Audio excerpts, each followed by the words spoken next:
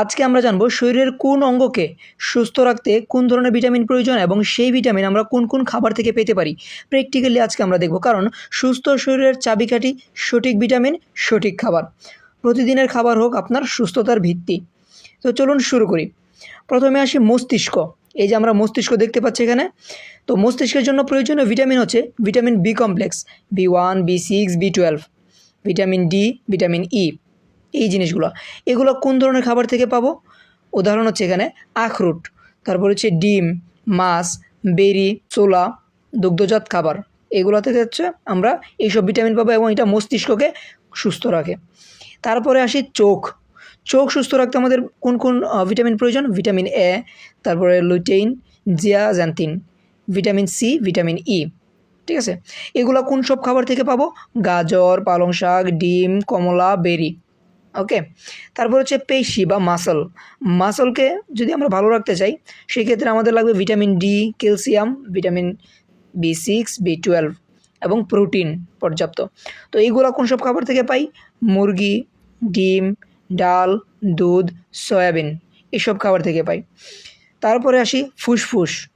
ঠিক আছে, তো ফুসফুস সুস্থ রাখতে গেলে vitamin C, vitamin D, antioxidant এগুলো প্রয়োজন। এসব কোন কোন খাবার থেকে পাই?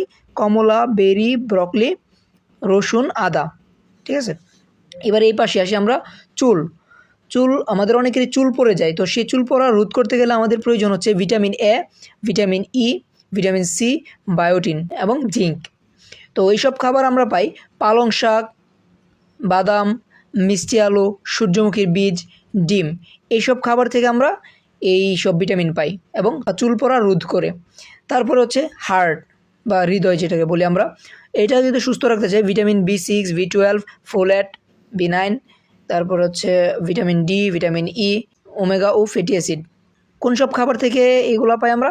স্যামন মাছ, তারপরে আখরোট, অ্যাভোক্যাডো, তারপরে জলপাই তেল, শাকসবজি ইত্যাদি। তো এসব যদি আমরা গ্রহণ করি তাহলে হার্ট সুস্থ থাকবে।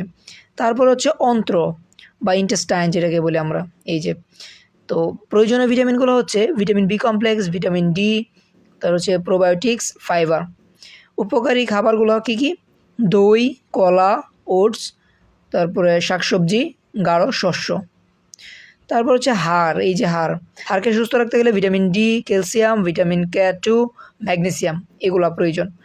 এগুলো হচ্ছে আমরা পাবো দুধ, পনির, পালং শাক, তিল, বাদাম, এসব খাবার থেকে।